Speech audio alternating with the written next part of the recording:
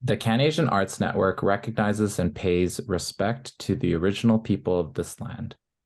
For time immemorial, Indigenous peoples have cared for and stewarded the lands known to many as Canada, so that each of us today can benefit from all the gifts the land provides. Out of respect for the rights of Indigenous people, it is our collective responsibility to critically interrogate colonial histories and their present-day implications. We therefore work from the perspective of honoring, protecting, and sustaining the land and the people who were first on this territory to move beyond acknowledgement and into the doing. Similarly, we recognize the impact of colonial history and structures on our own communities and of those of other people of color. We extend a hand in partnership to those who wish to move beyond allyship to become an accomplice in dismantling them.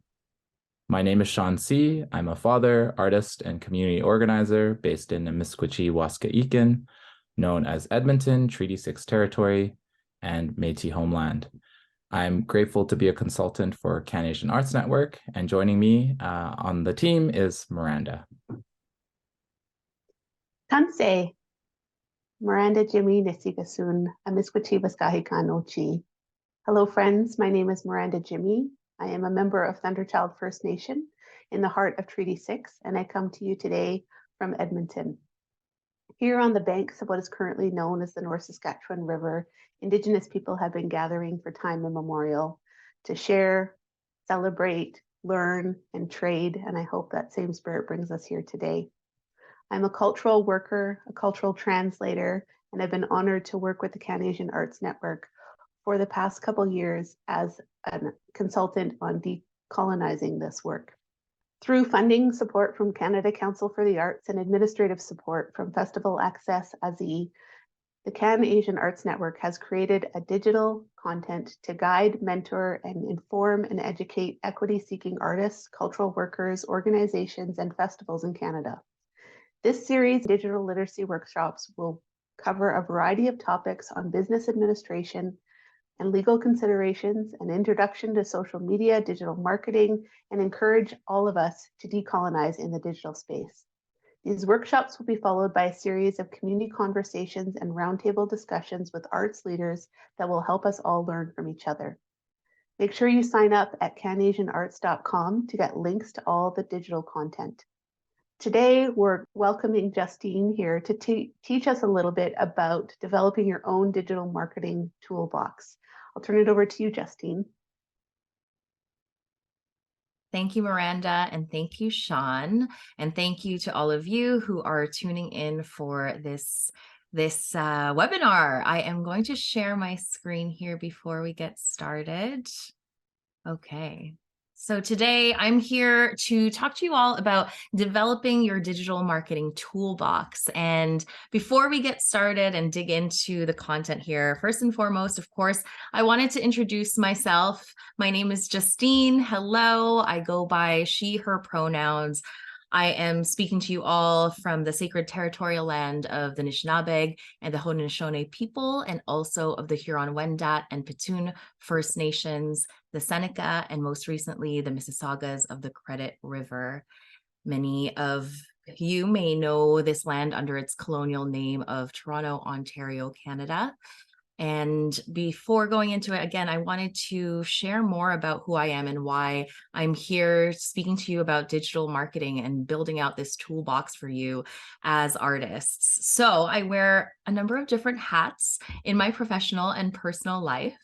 First and foremost, I am likely best known for my work with Living Hyphen, which is a community that explores the experiences of what we have been calling hyphenated Canadians. So that's really anybody who calls what we now know as Canada home, but who may also have roots elsewhere. And we started back in 2018. We started off as a print magazine publishing artwork, from photography, from poetry, short stories, essays, visual art, all sorts of different genres from artists and writers and storytellers all across Turtle Island. And a lot of this work started from my own personal experiences as a hyphenated Canadian, specifically as a Filipina Canadian. I was born in the Philippines and I moved to Canada when I was just 4 years old.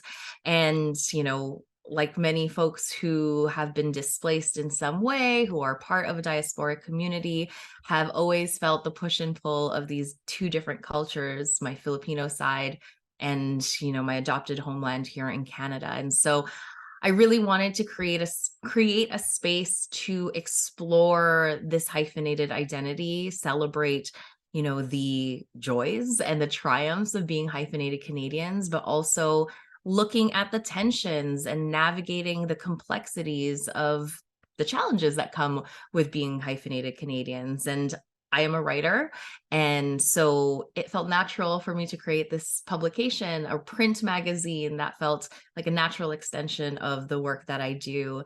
And we've grown a lot over the last few years. We host a podcast.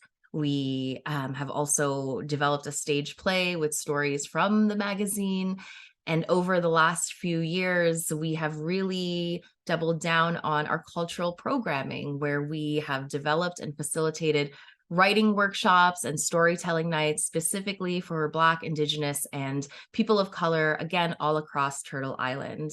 It's how I became first connected to the Can Asian Arts Network and served as an advisor for the Can Asian Arts Network. And so that's a little bit of my artistic side, my creative side. I also am a community builder and an educator for equity and anti-oppression.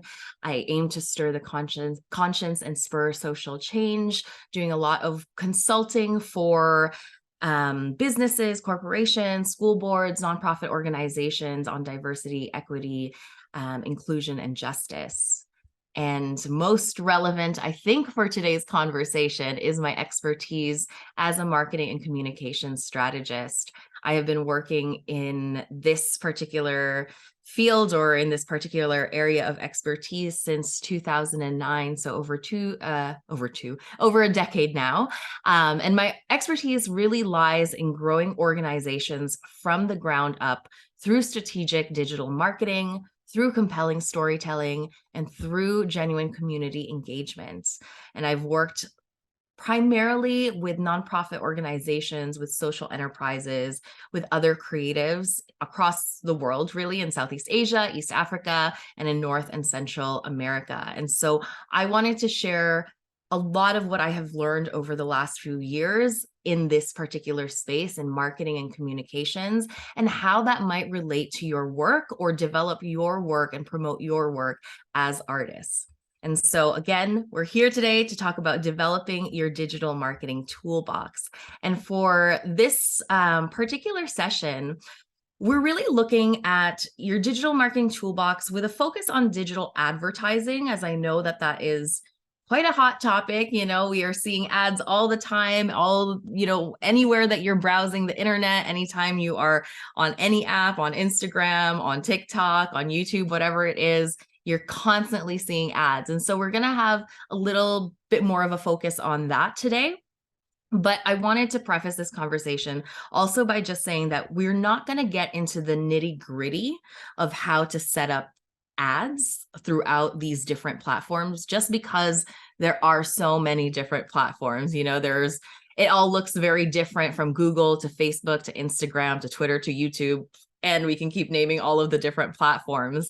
Rather, we're going to look at your advertising strategy. So we're looking at it from a higher level, a strategic level of your advertising and your overall marketing strategy. Okay, so just wanted to preface that. We can talk a lot more about, the granular, nitty-gritty technical side of how to set up an ad. But I think what's really important, if this is something that's new to you, if you're an artist that is still, at the beginner level, considering if paid advertising is an option for you, it's so important for you to know, first and foremost, how to develop a marketing strategy and to look at it from this strategic point of view. Okay.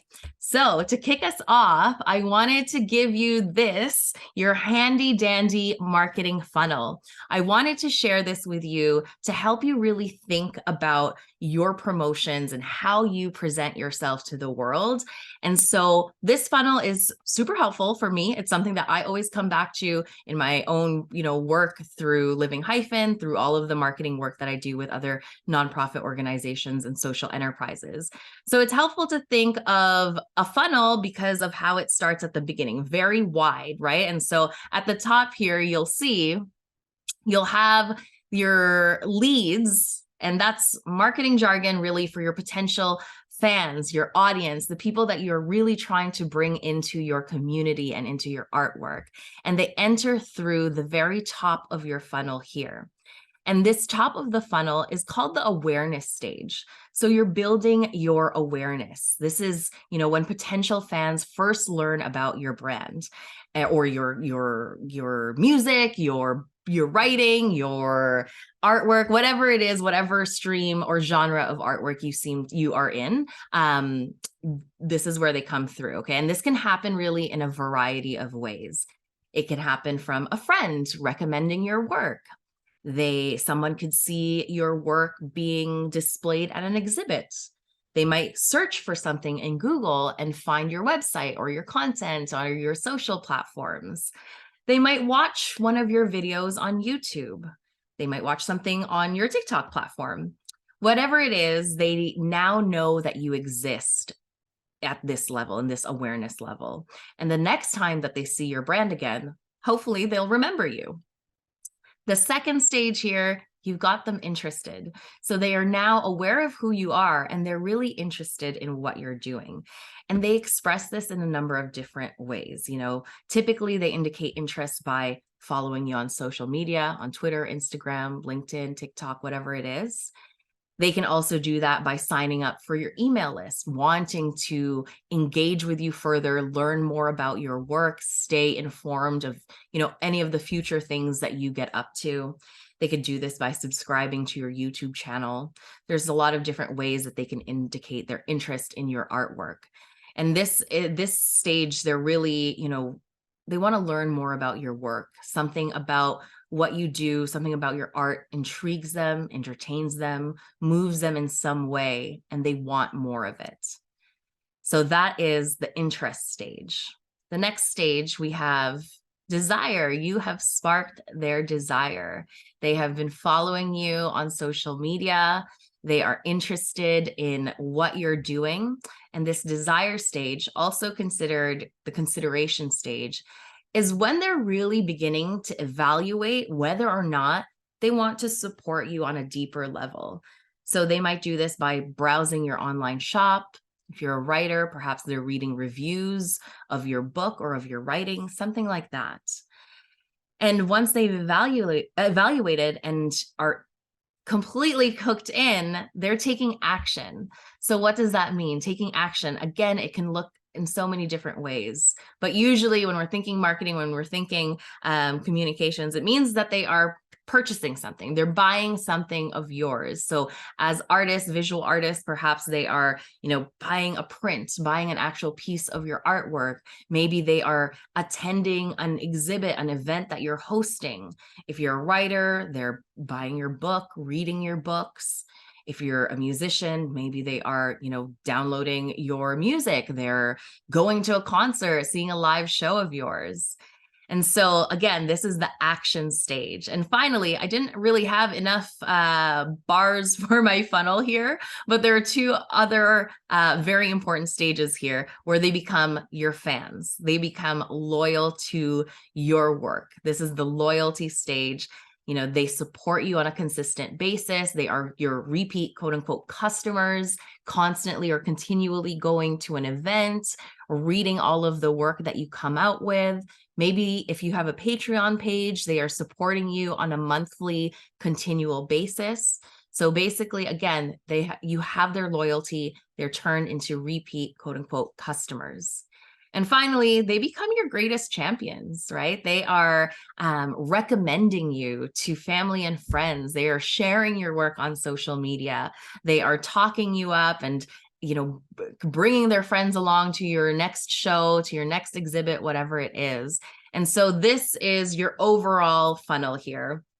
It's a funnel, and because it starts this way of like a very broad demographic, a very broad audience. You're going to have tons of people who might know your work, but you're really truthfully only going to have a smaller subsection who are loyal fans. So there's nothing wrong with that. That's just the normal cycle of marketing and communications. That's just how it goes. And so the larger or broader the top half or the top part of your funnel, the more likely you are to have a greater bottom part of your funnel. And so we really want to grow this top funnel because, of course, the more you have, the more potential fans you have, the more actual fans that you will have as well. And so, as I mentioned earlier in our introduction here, I wanted to focus this discussion on paid advertising because I know that that is a question that a lot of creatives, a lot of organizations that I work with have. And it's one of those things that feel like a real easy fix. Put some money into an ad and, they will come. All of your audience, all of your fans, they're going to come, they're going to follow your work and all of that. But it's not that simple. And so when I'm actually working on marketing strategies and working with organizations and creatives to develop their plans, their strategies, I actually tell them not to start their marketing strategy with paid advertising. I know, again, there's an allure to throwing some money at ads and hoping or expecting, tons of followers and fans to come quickly and easily. But there are a lot more steps that come before that. So before considering ads, first and foremost, you need to build your brand. And I know that the Can Asian Arts Network has spent other sessions talking about building your brand, talking about building your social media following and things like that. And that's really, really important. Before you get into paid advertising, it's so important that you make sure you have your personal website or your creative website set up, that you have an email list, that you have your social media presence. You need to carve out a space for yourself where you can showcase your body of work. And so, it doesn't really make sense to have all of these ads going if you don't have anywhere to direct them to, right? If you don't have a body of work to show or to direct these ads to, what's the purpose of that? So we really want to spend a good chunk of our time building this brand and making sure that we have carved out this space for ourselves to again, showcase our body of work. And before considering ads, once you've built your brand, it's really important to grow organically, growing that brand in an organic way without advertising or anything like that. So inviting your family and friends, your extended network to follow you online. These are your champions, right? These are the people who know your work the most intimately, who are, I don't know if it sounds bad to say like the low-hanging fruit, but that's what they are, right? They are the people who you can easily call to support your work, who are already part of your network. So have them follow you on socials. Having that base level of support is really important. And what I find to be the most effective is really continually sharing your work as you go. When I first started building out Living Hyphen, to be perfectly honest, it was a very new project for me. I didn't really have that much experience in publishing. It was something that I really wanted to do as a reaction to seeing the lack of representation in the arts and literature space. And so I really wanted to carve out a space by and for racialized storytellers. And as I was doing that, I set up the brand, right? I put up my website. I made sure to reserve all of the Living Hyphen handles across all social media. Even if I wasn't going to use it, I didn't know if I was going to get into YouTube.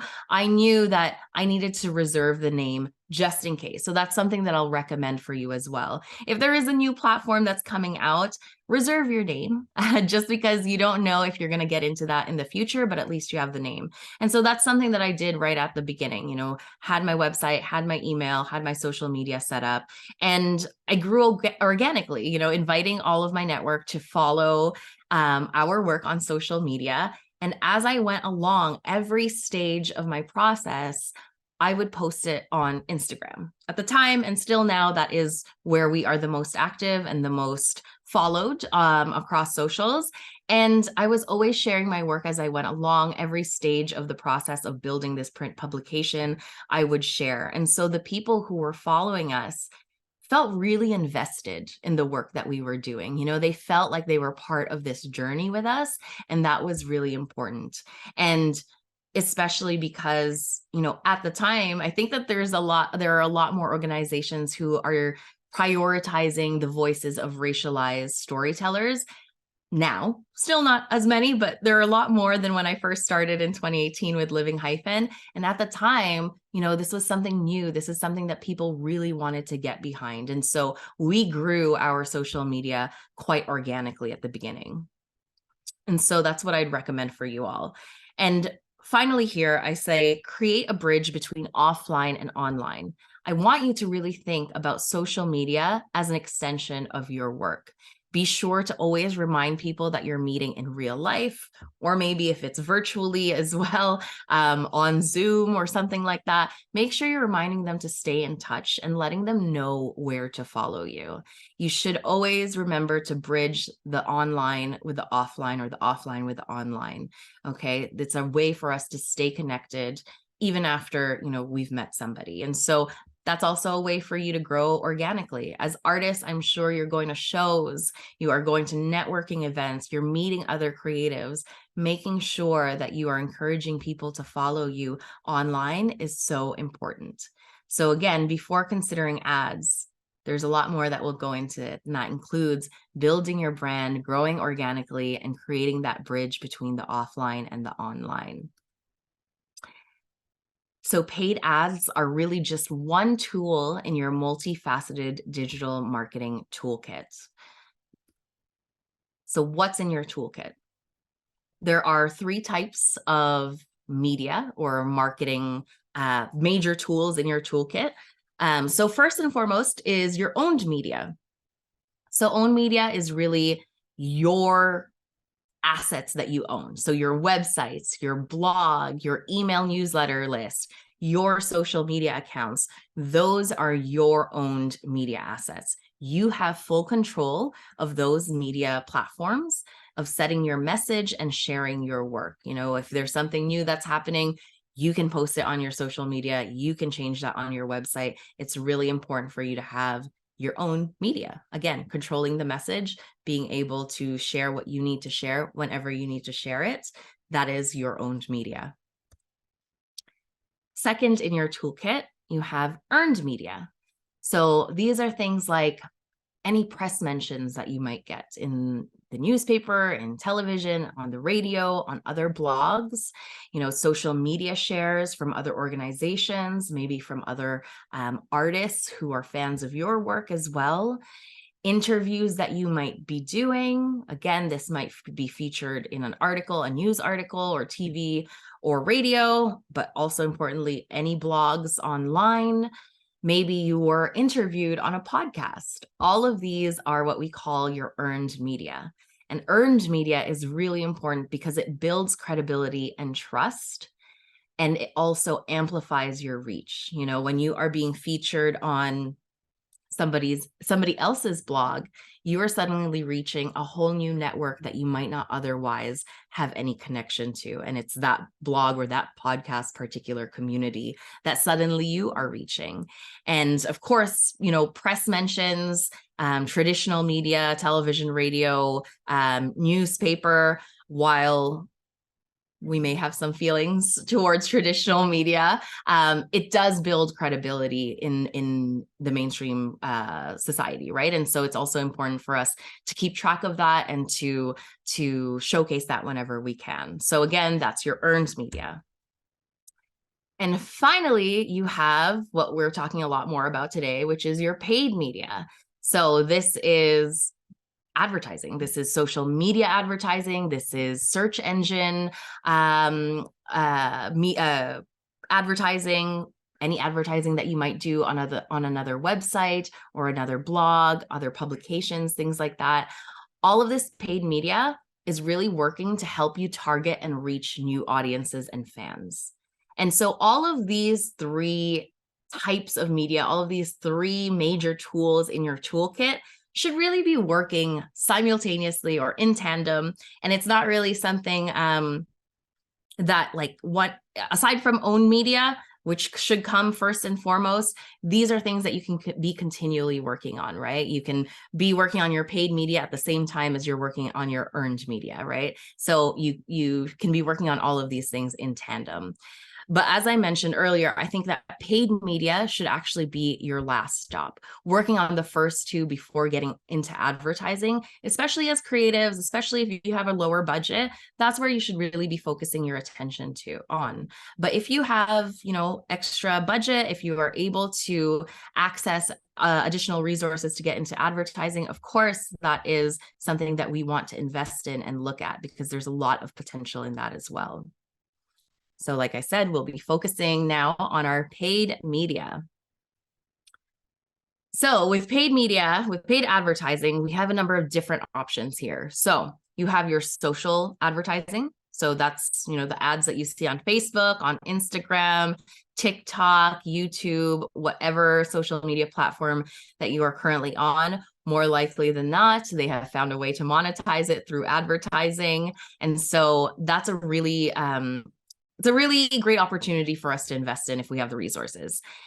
Next, we have search engine ads. So that's what you see, for example, if you're searching, Asian Arts Network and whatever is the top, sometimes you might see at the very, very top before your organic search results, you'll see ads. These are, ads that particular company has paid for to show up at the very top of the Google or the Yahoo or whatever search engine that you're using, to show up at the very top of your search results.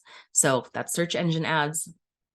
We have two other ads here that we won't spend too much time on today, but I do think it's important for you to know.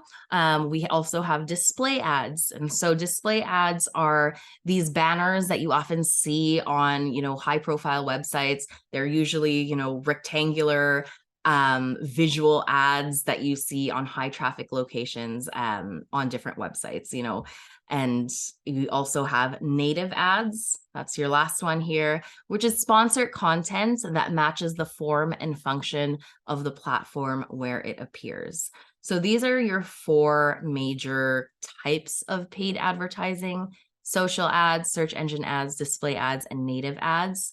Today, we're going to focus primarily on social ads and search engine ads, which I find to be the most accessible as creatives and the simplest to get started in. So with ads, what is so important to consider before you get started? First and foremost, again, we want to think about strategy. We want to think about what are your goals here, right? Oftentimes when I'm on Facebook or Instagram, particularly when I'm managing my Living Hyphen account, our business account, especially Meta, they love to dangle these, that button that just says boost or promote buttons, right? It's so easy. You just click it, you put like $500 or $200, whatever it is. And the way it's positioned, it makes it seem like, hey, if you push this button, you put a couple of dollars in, you're going to get all the followers that you ever wanted, and while that can be a reality, it takes a lot more than just pushing that button, right? You need a lot more clarity on what your goals are. So thinking this through before you get started, what are your goals? And so I've listed a few potential goals for you here.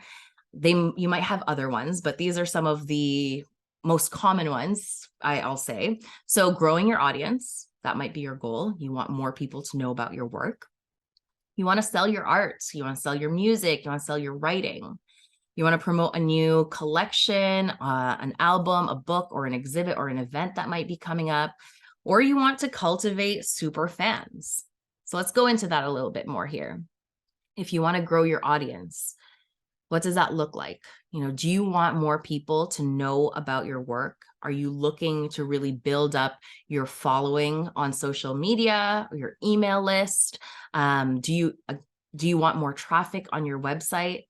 Think about these questions if you're considering investing in paid advertising? Do you want to grow your audience? Do you want to sell your art or your music or your books or whatever the case might be? Do you have an online shop that you already have that's set up that you want people to buy from? Or are you looking to build this in the future? These are questions to ask yourselves because it will help determine what kind of ads you put out and how you set it up. Okay. So do you want to promote a new collection, album, book, event, exhibit? Is there a specific one that you want to promote through your advertising? Do you have a special promotion that you might be offering to your fans that you might use as a way to bring them in and incentivize that action? Do you have an upcoming event that you're trying to promote, that you're trying to get more attendance to? Another possible one is cultivating super fans. You know, do you already have a pretty strong following on social media and you really want to cultivate those people to be super fans, people who, you know, support you on a monthly basis on Patreon or some other membership-based community that you're building where, you know, they might give you 5, 10, 15, whatever micro payments on a monthly basis so that you can keep creating your content, that you can keep creating your creative, you know, artwork.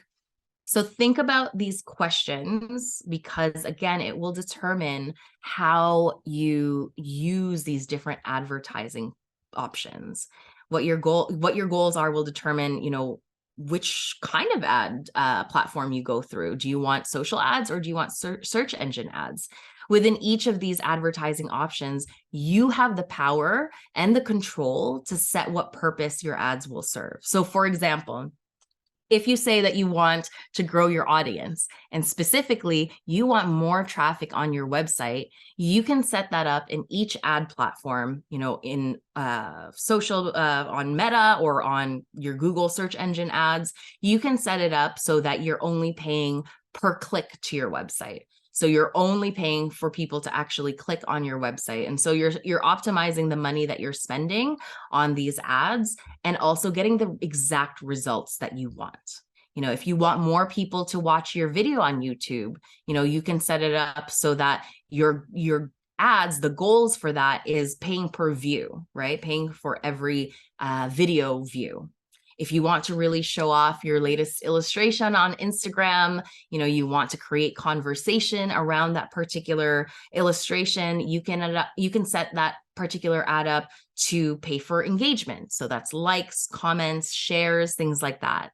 And so again, you can really set what is the goal for your ad within these different advertising platforms. And so that when you put in a budget, if you put in, you know, let's throw $50 into this ad, you know, there's a lot of algorithmic work that goes into these social platforms, but they're basically working, trying to optimize that ad to only serve to those people who are most likely to click on your particular ad based on, you know, what your goal is. So again, I'm not going to get into the nitty gritty of how to set that up, but it's important for you to know what your goals are so that you can properly set up those ads when it's time for that stage, right? So again, thinking about what your goals are, what do you really want to achieve? If you're just getting started in paid advertising or even in your own creative practice, you probably want to start at that first stage of growing your audience, right? Of getting more people to actually know about your work. And so, you know, getting people onto your website, getting people to follow you on social media, that is what you'll be focusing your ads on. If you already, like I said, it depends, right? And you have to remember that marketing funnel and where you really want to target your followers or your audience. If you already have, you know, a pretty solid group of fans, a solid audience base, how do you get them further along in that marketing funnel of yours? Now they follow you, you've built awareness. How do you push them down to the next level, creating interest or asking them to take action, like attending an event or purchasing your latest book? And again, you can all set this up in your ads based on what your goals are. And more than knowing your goals, or the next step after you know what your goals are, it's really important for you to get to know your audience and your fans. paid digital ads, these platforms have really robust targeting capabilities that includes and combines demographic information like age, location, gender, even interests or hobbies, and other data like their industry or even their job title, so it can get really granular. It's another discussion how we feel about all of this data collection from these social media platforms, but this is available to you. When you are advertising as a creative, you can target specifically who these ads are going out to. So again, asking this question of who do you want to reach with your ads? Now, I know it's really easy to say everyone, because in our ideal world, everyone will be fans of our artwork, but we want to be realistic, and we also have a limited budget. So we want to make sure that we're targeting the people who are most likely to resonate with our artwork, the people who are most likely to attend our shows. So for example, if I am a R&B singer, I'm probably going to want to target people who already like R&B artists as opposed to, I don't know, country artists, right? Because it might be people like multiple genres, of course. So, we are people of nuance and complexity. But, if you on Facebook, for example, like a number of R&B artists, it's not a huge leap to imagine that they're going to like your R&B music. And so again, really trying to think about who are the people who are most likely to resonate with your work. These people or these fans are the ones who are most receptive to your ads, and they're going to be the ones who actually take action on those ads. And so it's crucial for you to understand who you're targeting before you spend any money on them. So for example, we talk about demographics here. Demographics, you can drill this down, especially on Meta. You can drill it down from location, age, gender, maybe even languages they speak. So as an example with Living Hyphen specifically is a Canadian-based arts organization, arts community. And so if I'm setting up an ad, I'm really going to want to set a geographic boundary here, specifically speaking to or targeting Canadians. That's pretty big of a reach still. So if you are, a Toronto-based arts organization, setting your parameters around the GTA or the Greater Toronto area would be really important for you, because somebody in Edmonton might not be able to access your programming or your artwork or whatever it is from where they are. And so setting those parameters is really important. Again, for me, it would be Canada. Age. Do you know what age your target demographic is? I know that for Living Hyphen, the people who usually purchase our magazine, come out to our writing workshops, are typically between the ages of 23 to 35. And so when I'm setting up my ad, I'm probably going to want to specify that in our parameters as well. Now, of course, if you're trying to reach beyond that, expand your reach, you can totally do that as well. But for me, this is, again, the low-hanging fruit, right? I know that our content is already resonating with this group of people. And so if I have a limited budget, or if I only have so much to spend, I'm going to try to maximize those dollars and try to reach the people that I know are going to resonate with my work. Gender, I know based, again, on who purchases our magazine, who comes out to our events, they're typically women. And so I may or may not want to set that up as, the gender in my demographic ads. If I want more men or men identifying people to come out to our workshops, maybe I'll set up an ad specifically for that particular demographic. So again, you can set this up in a way that makes the most sense for you. And this is why it also makes sense for you to understand what your goals are. Finally, language is something that you can also set. And yeah, so those are easy, quote unquote easy, because it's, maybe information or data that is easily accessible to you. And even thinking about, maybe you're not an artist that is bound by geography. Maybe you are an artist, that is creating artwork that stems from where you live. So maybe you live by the mountains, for example, and that's your primary source of inspiration in your artwork. And so thinking about fans who might resonate with that might also live near mountains. That's, these are all simplifications, but I'm trying to get you to think about how you might think about your audience and who you might want to target, so it's not just a specific location that you're in, but if, your artwork speaks to a particular demographic, you can also set those parameters. You can also specify specific interests. So hobbies, brands, associations, or clubs, other artists or musicians, writers, dancers that your audience might like. So if you're a wildlife artist, for example, the people who you're trying to speak to, your potential fans are probably also interested in wildlife and nature. If you are a food writer, your fans are likely to be foodies or culinary students. And so specifying that in the ad platform as well. For Living Hyphen, we specifically work with writers and artists. And so looking at ads that target writers or artists. And because of the content that we share in terms of, speaking to our diasporic experiences, speaking about living in between cultures, there's a lot of people who are interested in this kind of work. And so we can set that up in our parameters as well. Are they fans of certain clubs or associations, different artists? What other things, people, places, brands, things like that, what other things would they go and follow on social media that they can go out of their way to learn more about? You can set that up again on, on Facebook or on whatever social media platform. People who have liked,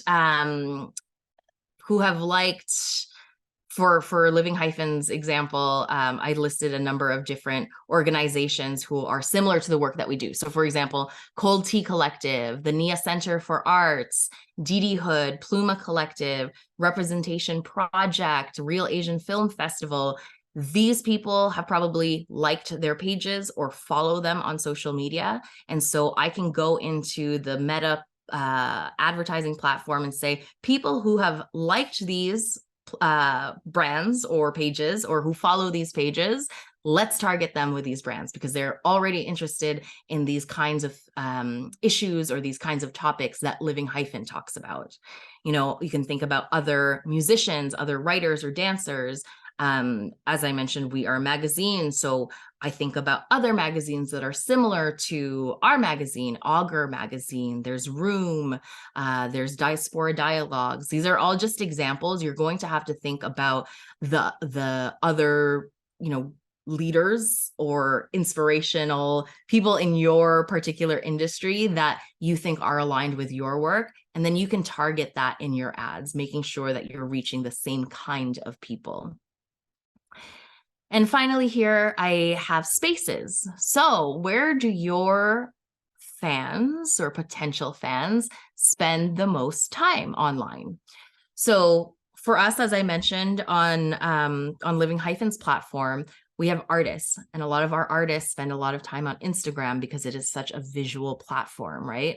So many artists share their artwork on Instagram. For the writers in our group or in our community, it's also Instagram, but a lot of writers are actually on Twitter. There's a lot of conversations amongst writers who talk about their process, who talk about places to submit. A lot of that is happening on Twitter.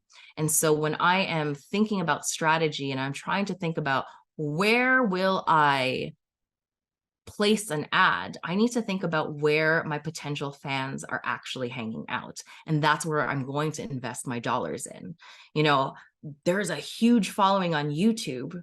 So many young people are on YouTube. I don't have the exact numbers on me right now, but it's also one of the leading social media platforms out there. But it doesn't make sense for me to be investing dollars on YouTube because I know that the people that I'm trying to reach are not really there.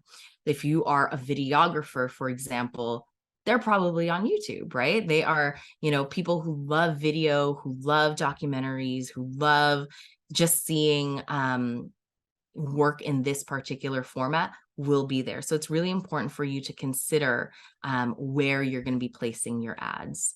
The more that you know about your potential fans, the better that you can target them with your paid media campaigns.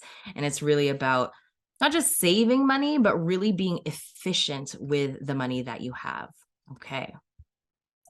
And once you have set, I know I'm skipping through again, the technical aspect of actually setting up your ads and all of that. But again, we're trying to think of strategy. And once you have thought about your goals, your potential fans or your audience, you're in a really good space to start setting up those ads. And once you've done that, it's so important for you to measure your results. How much did it cost for every website click? How much did it cost for every new follower or new view for your video?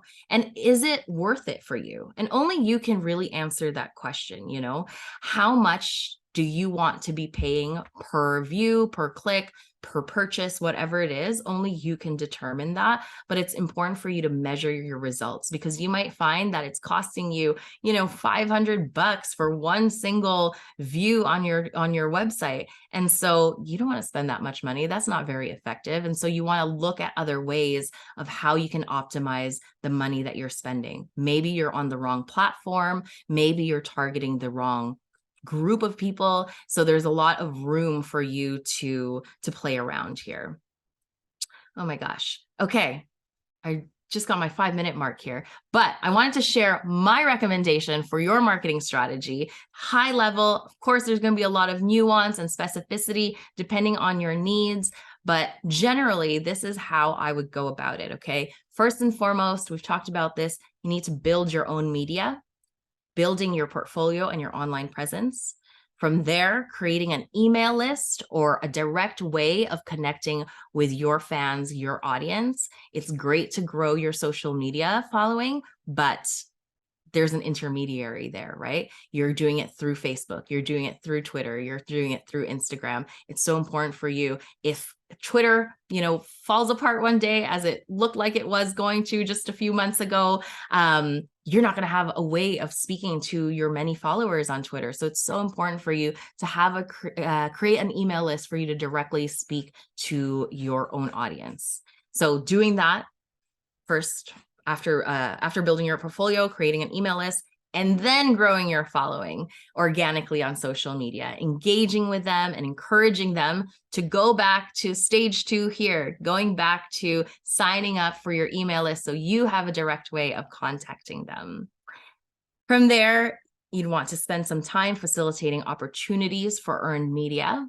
And again, your earned media is, being a guest on a podcast, on an interviewing for a blog or a news article, whatever it is. And then you will go into investing in paid advertising directed at growing your audience. And then even further to that, you might want to invest in paid advertising that targets your existing fan base to purchase and support your art practice. Again, it's just a deeper level of your goal. Your first goal in advertising is really building that base, building your audience, and you can go and drill down a lot deeper based on your handy dandy marketing funnel here. So I wanted to end here because I think it's so important for us to always be thinking about pushing people through down to this part, the very end. How do we get loyal fans and our greatest champions? And you'll need to be pushing your leads or your fans all throughout these different stages to get here. So that was a lot of information, but I wanted to share that and encourage you all to use as many tools in your digital marketing toolbox. And if you have any questions at all, let's connect. Again, my name is Justine Abigail Yu.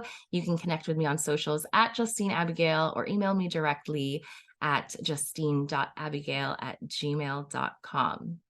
And I will leave it there for now. I'm sure there are many questions as I went through a lot of different options here. So I will ask Sean and Miranda to come back here and join me. Hello, thank you so much, Justine. That was so helpful and such a great like all the different tips and kind of setting up the landscape and having kind of a process for us to like think through. This certainly is like so much my background's in film and education, so I produce a lot of things, so it's like almost a good check-in to be like, oh yeah, I forgot about that, or I forgot. Yeah. I definitely see some yeah, just some really good things in the toolbox that you shared that I think will apply to a lot of people. Um this I do have a question. I mean, I think that it's so generous of you to also share some of the insights that you've had in your experience creating Living Hyphen. You mentioned, in 2018 when you started, it really was this, trying to create that space and more representation from voices unheard.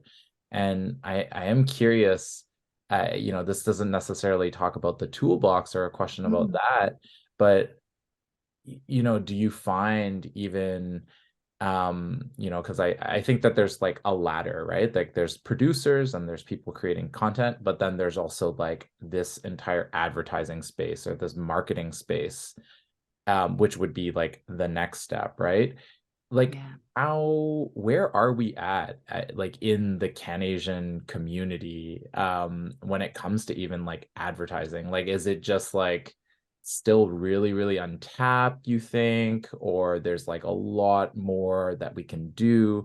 I'm really curious to hear from your perspective, like kind of now in this world and in many ways, like creating that space, what folks can expect when they do start advertising. Is it something where they feel like, it's very oversaturated, or like they can find like these kind of certain niche demographics that they wanted, like I think like setting that landscape for this community and this audience that, will be like embarking in this. Yeah, it would be great to hear about that. Yeah, I think,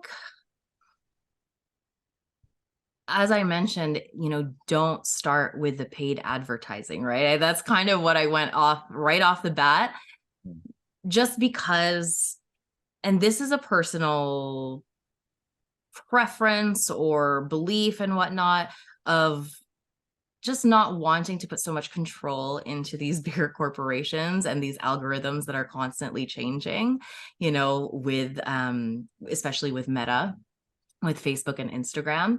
But I do think that there is a lot of opportunity for Canadian artists to tap into this. I think for a lot of creatives, it's changing certainly, but I think for a lot of creatives, we tend to focus on the creative side of our work, which of course is so important, but it's also really important to think as business leaders, as business people, and this is where the marketing and promotions and communications and the advertising all comes in, because we're creating our work, but we really need to get it out there and promote it in some way. And so I think that there is a lot of opportunity to use advertising in a way that's really connecting with your specific target audience. I think there's a lot of potential there.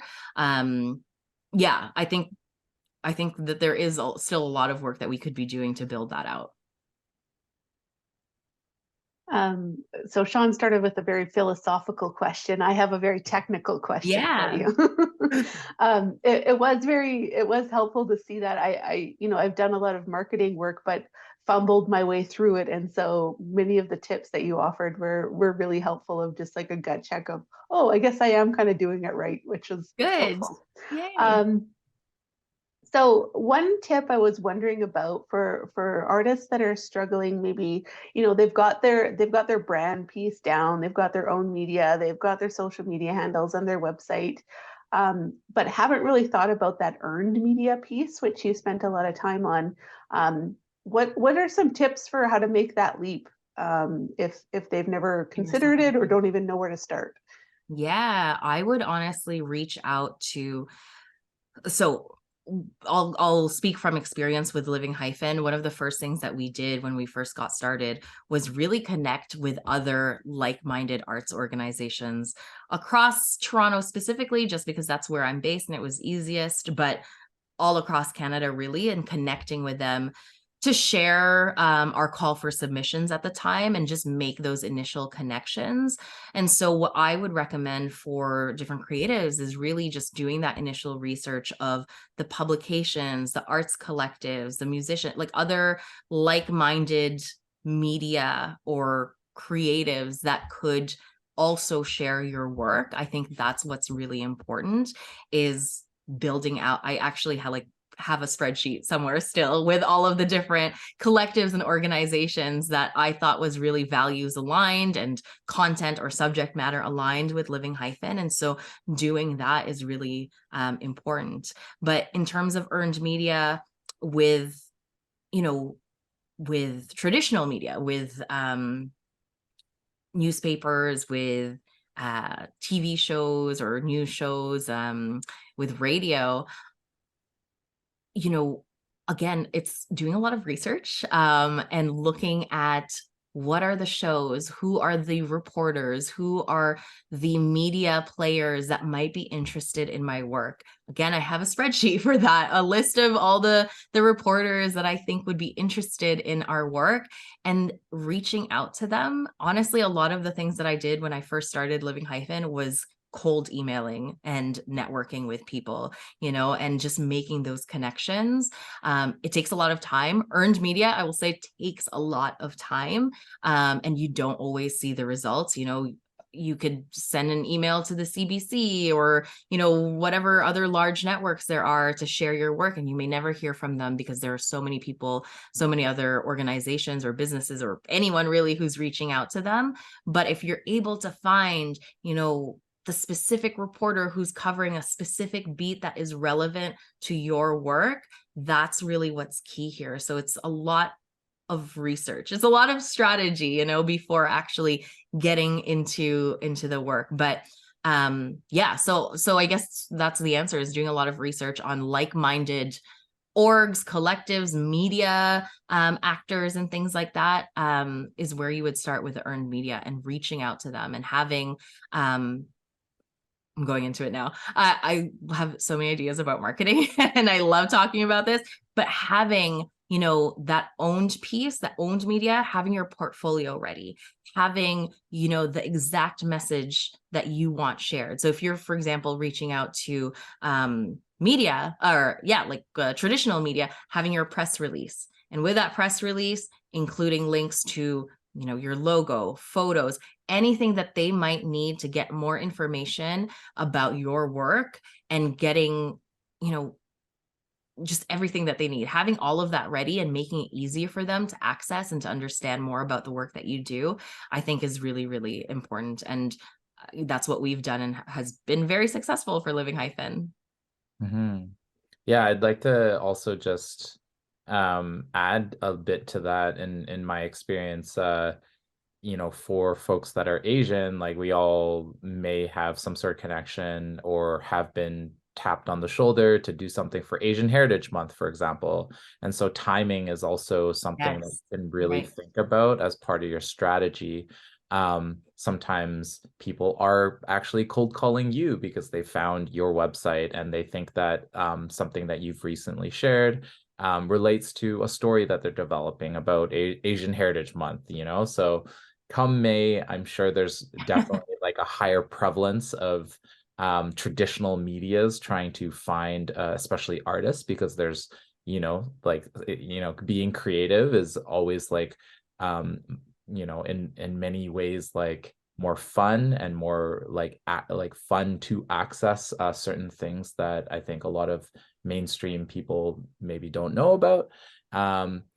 But yeah, I think in the same way, like you could potentially even resist the idea or the urge to necessarily contribute within like the scope of the month of May, because maybe you think that, you know, I don't necessarily want to just be seen within like this month, Right. which is definitely like one of those like potential like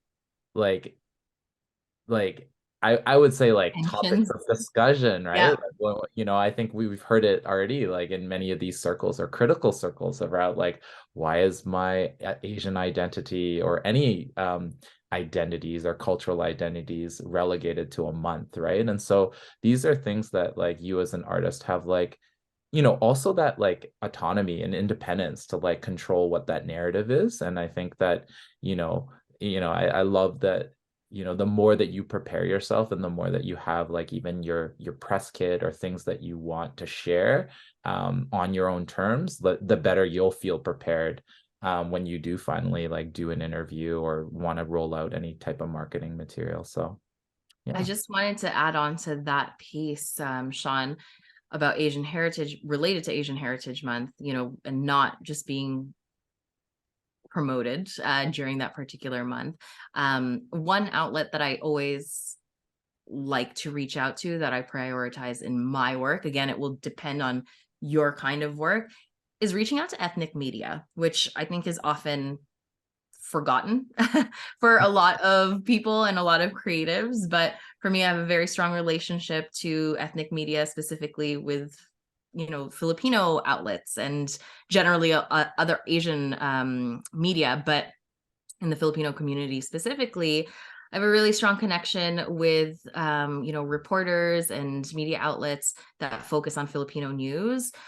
That's really important to me personally because of where I come from, and also because of the work that I do with Living Hyphen, talking about culture and race, and how I find it's very important to have Filipino leaders like myself present and occupying space in our community. So they're interested in your work all year round, right? Not just during Asian Heritage Month. Of course, it depends, like you said, maybe your work doesn't really speak to your specific ethnicity or background or anything like that.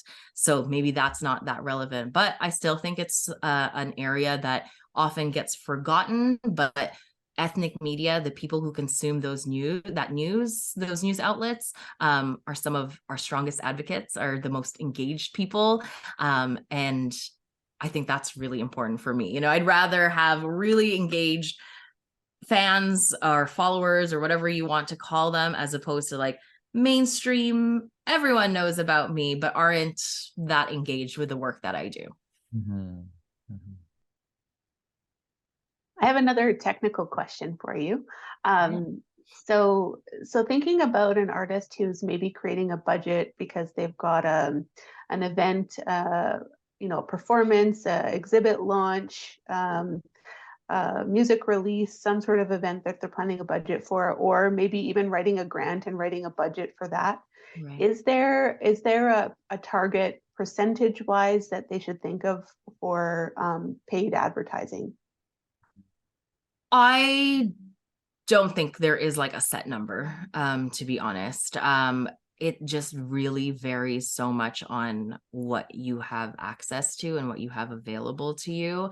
So I don't have a clear answer to that question, just because it can just range so much. And depending on what your goals are, like if you're trying to promote this event, what is the capacity for the event? Is it like there's a huge difference between 50 to 100 to 1,000 people? So I don't have an exact answer. I'm sorry. Well, maybe to give people also like a good idea or frame to being like what would be like realistic advertising social media marketing budget, like what would be like a minimum amount, right? Because I think sometimes even when you kind of explore the Boost posts, it'll say like, for only $2 or something. So you're just like, what does that mean? You know what I mean? So maybe it'll be helpful to kind of even be like, you set aside at least $500. I mean, yeah, what would that be kind of? Yeah, I think I would say minimum $200 to $500 to play around with. Also, for you to even see what works, sometimes you put in $10, but it's really not. And again, there's so much algorithmic work that's involved here, but $10 won't really get you far in terms of like reach, right? And oftentimes, I know specifically with Meta, it will show you for $10 you'll be able to reach I don't know, 50 people or whatever it is, right? And so if you have at least a couple to a few $100s, you can even get into testing, what particular ads might work more effectively. And you can do, in marketing, what we call A/B testing. So let's say you do set aside 500 at least, or let's say 400 for math simplicity. You'll spend 200 focusing specifically on, I don't know what demographics, people based in Toronto of this particular age with this kind of interest, for example, set up an ad for them versus another $200. Again, setting specific parameters and seeing how those two differ in terms of results can help you understand your audience better and what is resonating with people a little bit better. And so I would say, yeah, a couple $100s to at least play around with the messaging or with your targeted audience. Mm-hmm. My experience has been like, even if you do have a budget for an event or in a grant that's targeted towards a specific outcome, like getting people there, it may not always translate to, you spend $500 and 500 people come, Right. but it still is part of building your brand, and more people are aware that might not necessarily come that time, but may start following you on social media or visit your website. So it's also, I think, important to think about the other benefits of those dollars. It's not just maybe what your specific primary target is. Yeah. And I'll just add to that. We didn't really have time to go into it again, because there's so many levels to advertising, paid advertising. You can get really into it. But when we were talking about that funnel and I was talking about, how do you push people down? So, and in my recommendation for your marketing strategy, I said first investing in growing your audience and then investing in advertising to get them to purchase, to attend an event or something like that. Because on paid advertising platforms, you can also set it up so that your ad is only being served to people who have already visited your website. You can set it up so that it's people who have already, let's say, purchased something from you. So it's a smaller group of people, but they are more likely to take that deeper action because they've already engaged with you on some level. And so why did I bring that up? Because of what you were saying, Miranda, in terms of you might not get folks who immediately buy, but there is also a way for you to set up ads for that particular goal and setting up your audience to target those who have already engaged with you in some way. So again, there's so many different levels to paid advertising that you can really maximize, which is also, to answer your first question about like the potential or the opportunity here, Sean, is there is so much opportunity here if you are thinking about this in a really strategic way. So yeah. Mm-hmm. And a really quick question about doing this testing. Perhaps you have like a post, like an image that you're going to test to two demographics. Would you be recommending people to also customize that image to tailor and make sure that it does point to those people that you will be putting money towards in the advertising?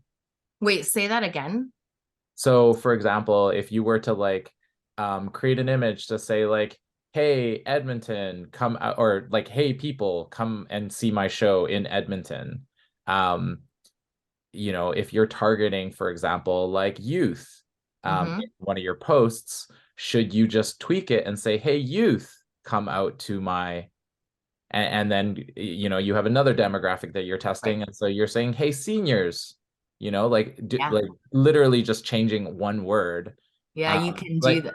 Yeah. Is that like more strategic, or is it better to just keep it general but test it? Have you, are those types of recommendations or customizing within even the material important to think through, right? Yeah. So you can definitely get into all of that and actually drill down. So again, it goes into how much money you have, right? Because if you only have a few $100s, let's say if you only have $100, being able to segment your audience by youth, by seniors, by whatever age, you have less money to play with. So in that case, I would keep it general to like the general population or general public. If you have a much bigger budget, that's something you can definitely play with. So to, tweaking the copy, you could tweak even the images that you use. If, for example, with Living Hyphen, like I mentioned, we are, inclusive of all of Canada.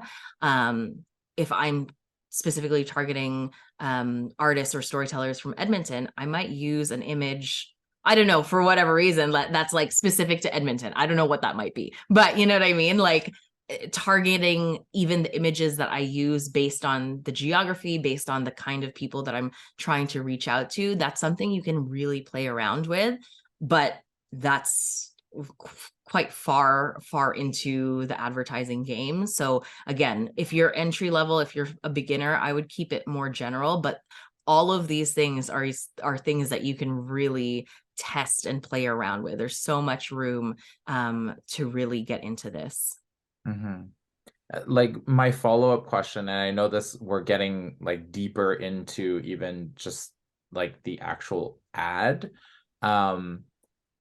Like I've heard recommendations in terms of like what, even from an algorithm perspective, goes longer way. Do you have any like suggestions on like what your stock of assets should be? Like should people really be thinking, yeah, you should make a video, or maybe you should make an audio with an image, or just focus on posts, like make your post really good. Yeah, any kind of like basics or standards that you would recommend? Yeah. So I won't give a blanket answer to this because of something that I said earlier, in that the algorithms are constantly changing, right? Based on the priorities of these corporations. So it's something, if you're really digging into this as a creative, if you're trying to really build out your business, your creative business, you need to stay on top of that. Again, you need to do that research, because I can tell you right now, Reels, that is for Meta, for the metaverse world, at least, that is what Meta is trying to prioritize, right? On Instagram, almost like everything I see is Reels right now. That wasn't the case, 2 or 3 years ago. And so it really depends on the time, and you will need to be reading.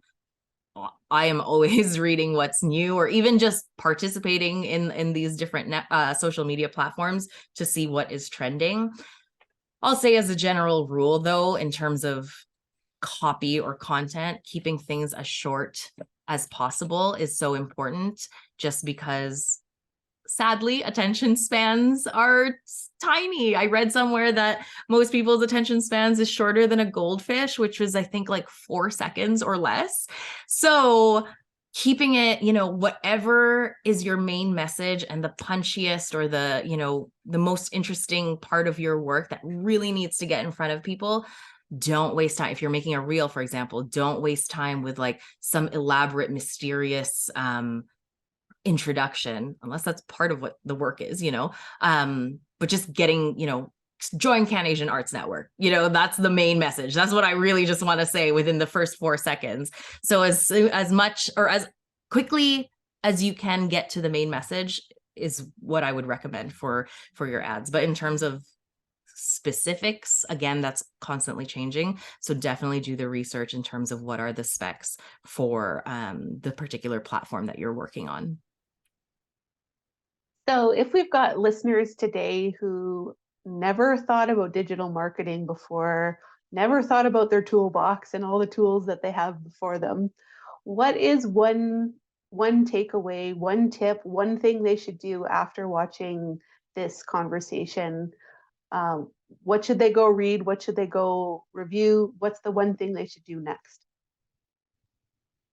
Ooh, big question. I think it would be really doing some reflection on these questions that I have brought up. What are your goals? Who is your audience? Because that will really determine where you are, right? Like where you invest your time in on social media platforms. Thinking about, like what makes the most sense for you? Is it YouTube? Is it Facebook? Is it Instagram or Twitter? Like thinking about all of these options for you, because you're going to spend a lot of time on these platforms, whether you like it or or not. If you want to be successful, I feel like you having a social media presence is really important. So doing those reflection questions, thinking about what your goals are, who your audience is, what are some of your key messages are, will help determine what those next steps are. I think that's what I would really recommend.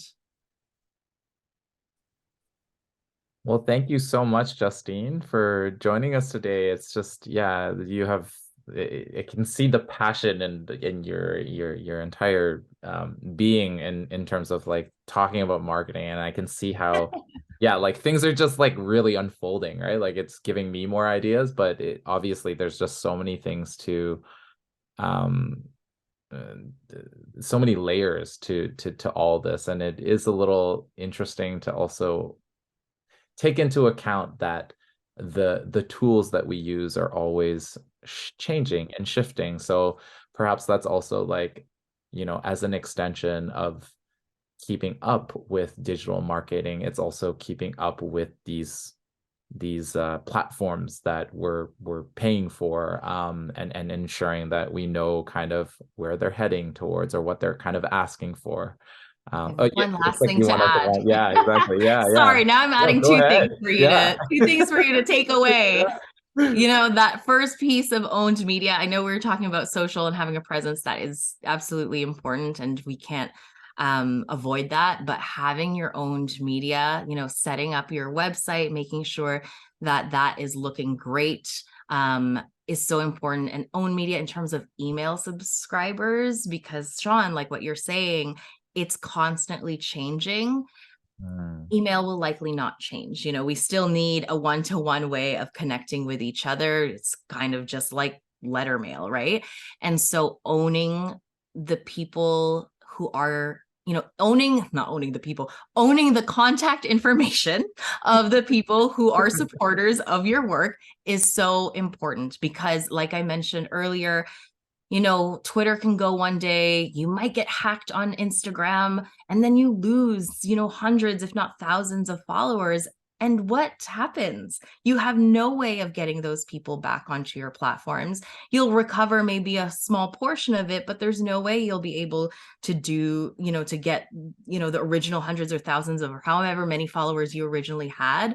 So for me, what is so important and what I've been really working on personally and for Living Hyphen is building out our email list, because whatever can happen, some new social media comes up, but at least I have a direct way of contacting the people that support my work, and I'm not competing with algorithms, right? Like I am in your inbox, whether or not you open it is another question, but I'm there, as opposed to these different algorithms that are constantly changing, and so I think that's another piece to think about, is really building out your own space and having ownership of your own email list, of your own website, things like that.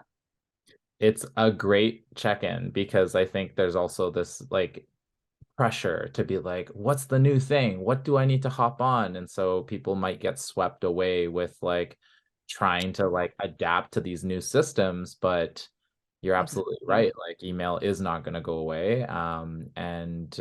Yeah, like, creating that base so that you have some sort of, consistent structure that which you can, have more control over is super important, as we're trying to develop ourselves and develop the brand or the work or the art that you're creating online. So yeah, I really appreciate that those notes. And yeah, so we're super grateful to have the support Thank you. of you here today, and also some of our supporters, Canada Council for the Arts and Festival Access Z, sorry, to making this Can-Asian Arts Network project possible. If you are an Asian Canadian artist looking for more support, visibility, and community connection, we'd love to invite you to join the free network at www.canasianarts.com and follow us on our social media platforms. We hope this online workshop has been helpful for your artistic journey, and for more in-depth discussion on the work, social media, digital marketing, you can access our online groups on the Can-Nation Arts Network, and yeah, we can kind of chat more about it. So see you online. Bye, everyone. Bye.